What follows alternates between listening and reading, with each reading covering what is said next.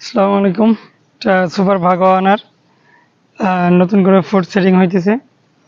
এই যে দেখেন, বেশ চমৎকার একটা আনার।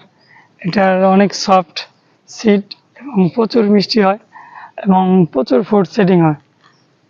এটা আমাদের 2 বছরই একটা গাছ। গাছটা একটু মাঝে ভাইরাসে আক্রান্ত হয়েছিল, যার কারণে গাছটা একটু দুর্বল।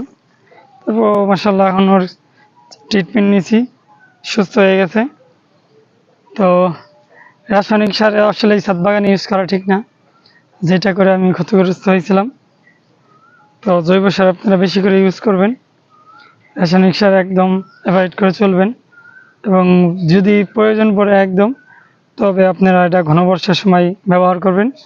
তা না হলে কিন্তু আপনারা ক্ষতিগ্রস্ত হবেন, যেটা আমি হয়েছি। আমার অভিজ্ঞতা আলো থেকে আমি বললাম, রাসায়নিক সার বয়কট করুন।